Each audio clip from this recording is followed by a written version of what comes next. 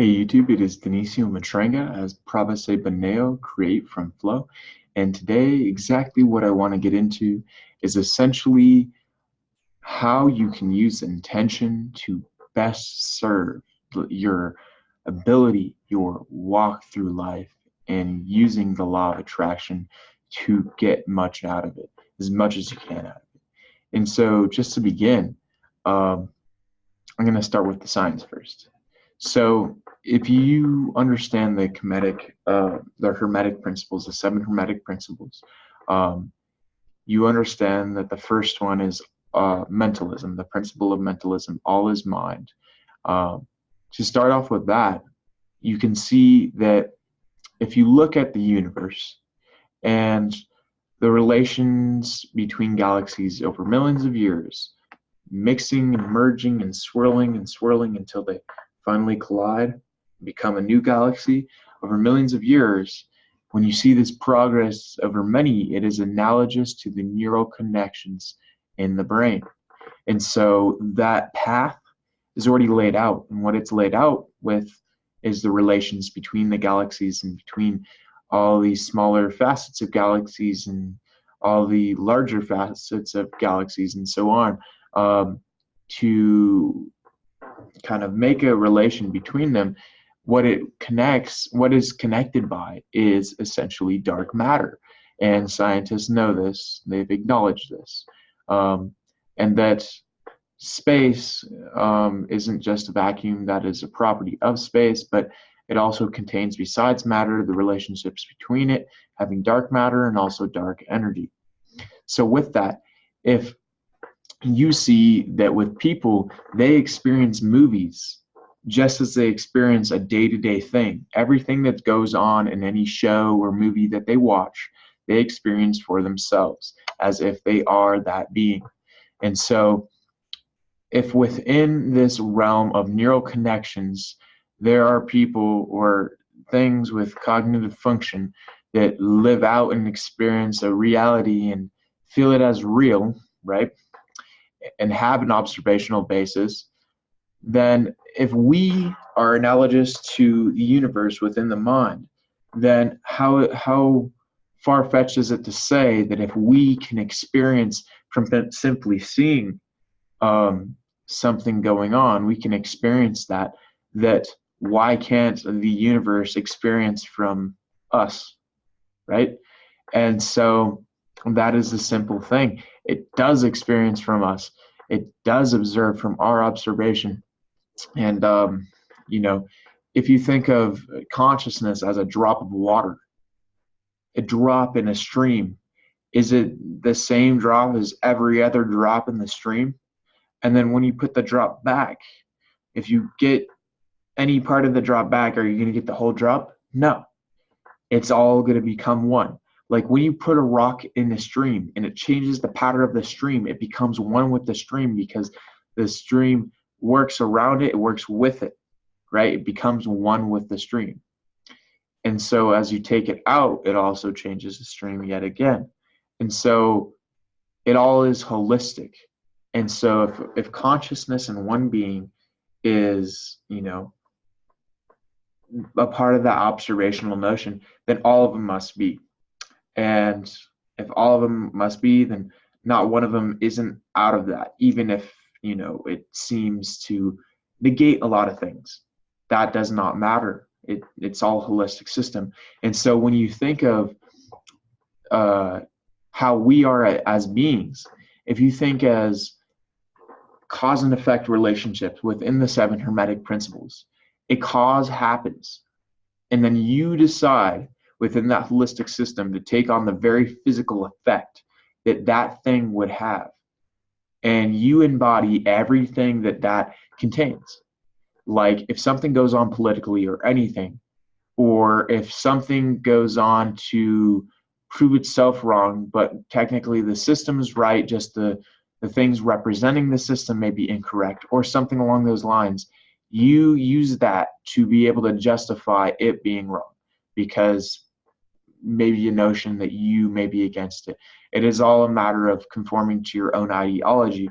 And so if ideologies are made and then other ideologies are made to make those ideologies larger, but also cancel out other ones, then it's a lot of, merging, and it's doing what the system is supposed to do. You're taking one thing, just like your body, in relation to all the things, like cells, like atoms. They come with properties. They have emerging properties based off the whole. That is why an atom, as one, does not have any color or anything, but as a whole, a bunch of that same atom, it takes on a certain color and context and texture and variations of properties. Those are called emerging properties, or emergence. And with that, it shows that the relations between the properties of one thing and the properties of another thing have relations between each other. And so if you have the properties of one thing and you take more of that one thing, it is a potential, and that potential just becomes larger.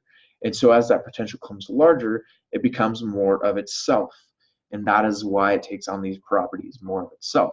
And so if you take a system of two different things with its set of properties, right? Properties in relation to each other will take away from each other, but also will add because of the relation. And so if you think of with all the atomic technology that we have, that is technology. If technology is going down to the atomic level in size and processors and everything, then that makes our bodies technology. Just take it into consideration, because it is what it is. And so if you look at our bodies and all the different holistic parts in relations to all the other parts, it's not just going to be one to another. It's going to be the whole to the whole. Okay? And so with that, if a thing evolves, it's the whole system. So the whole system in relation to all the properties that come out of it, it's going to be the properties in which the whole system and what the system represents and emphasizes and portrays. Those are the properties that are going to come out of it, that you will be able to essentially expand upon. Not saying all the other properties won't. I'm just saying that those are the emerging properties, the ones that came out and expanded out while the other ones got subdued or whatever. And not saying they're not there. And so with that, you take into consideration that you are an observer. You have all these properties, and you get to that holistic of a system. And yet, when you become a guinea pig, and some people are able to go to one side of an equation of building their ideology, but their basis of ideology has wants and a lot of confusion, has a distraction. And the other ones have another distraction, another set of distractions. But in the meanwhile, those distractions in relation to one another may not be opposing, but based on a cultural understanding, a cultural basis, they are already opposing based on the cultural definition in which they receive. And so with that, those bases in which are distractions, in which feel your wants and desires and all these things, your ego, that when you build your ideology off of that and it becomes more wholesome and properties dismay, that when you get to a point to where you're more and more, the information given is a culturally defined basis, that either way you could take it as one or the other. It's all about separation and division and domination. And it's all about fear, indoctrination, and just a lot of sad stuff. And so when you see that stuff going on, you got to take it in for yourself and be able to acknowledge for yourself that, hey, this is going on, and I'm not going to be an effect of that. So what I'm going to do is I'm going to consciously observe it, make the conscious intent that whatever is going on is happening outside of me. It's already going and spinning out, because there's still causes and effects. But what you can do in the meanwhile, while you're sending out your vibration and your intention and your energy, that you can make yourself at a neutral standpoint.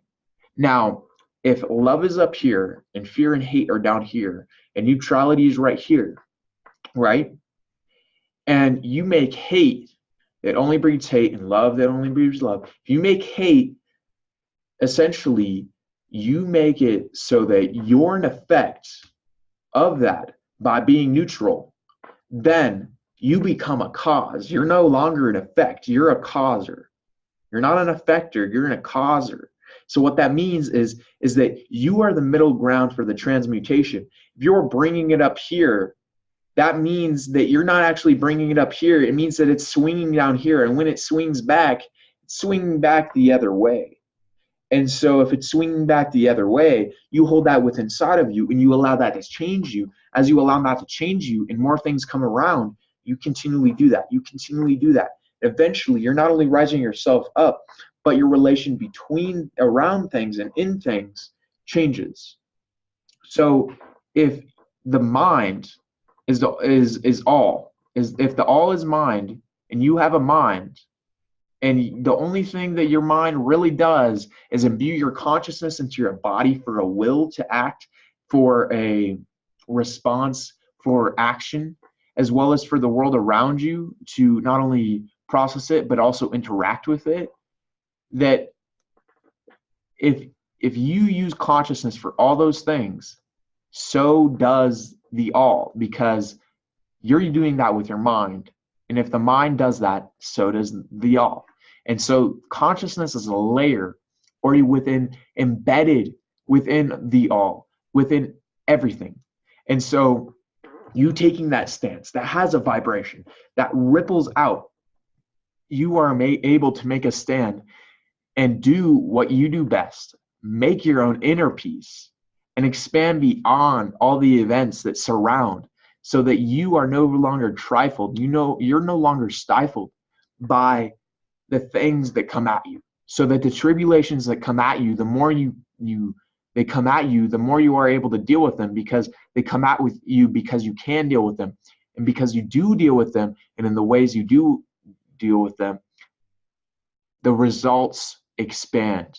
And so if you expand yourself in relation to things that are intended or not intended, but if it's, say it's a negative thing, and there's a negative intent imbued it just as much as there's a positive, because if something does not exist and it's mangled with something that does exist within a conscious notion, then the lie and the truth are both within it. So the truth has a positive notion, the lie doesn't. And so if that negative intention, is what is directed for both sides of what it would split to, then you're not going for the split, you're going for the middle ground, and that the extreme is going to one side or the other. Even in the middle ground, that you are trying to go for both sides, because both sides have an intention of correctness. And when you go for that, then you see the narrow path, you walk the narrow path, and you embodying that allows the narrow path to be embodied, because you're taking that step. And if you are being watched and you're being observed and embodied by the all, and your energy is more potent because you're able to transmute a lower energy into a higher energy, and higher energies are full of passion, and that is what the all is going for these higher, more potent energies that are fulfilled with passion. And that if you need less energy to make that, where people need more energy to make these denser ones, who do you think the all is going to be absorbed more into? The more potent energy that takes less energy to make, or the less potent, just harsher energy to digest that takes more energy to make in the first place? Think about it. And when you lip that ripple out there, just acknowledge that you can make that neutral stance in any situation. You can expand yourself further and further, and spread on this self-love. That's what it is, self-love. That's what you do with your past, with all these different events, with no matter what comes your way, whether it's an internal or external event or force, or even something that was past, or something that may be future. any worry, anything at all that may hold you back. It's all a limitation. And if you can take into consideration of fractals, and you can think that vacuums of space, that vacuums of space are lack of properties, and those are what give bounds, the lack of properties, because lack of properties gives lack of properties in relation to things with properties. And so it has a certain variation of a lack of properties. So are you going to let those vacuums within you, those things that suck your energy out, be the things that are the bounds within you, the bounds within your mind, and your body soon follows your mind? Taken into consideration. I appreciate it. Thank you, YouTube. Thank you, all the people who watch this. Like, comment, and subscribe, and share, and peace.